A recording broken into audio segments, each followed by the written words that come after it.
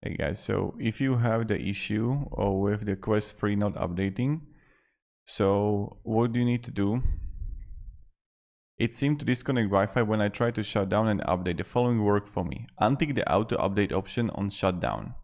Restart the headset with it connected to Wi-Fi, go into settings and look up to updates, download and install them manually. Then shut down again and you should see the update button has disappeared. After that, the auto update worked normally again. The factory reset wasn't necessary.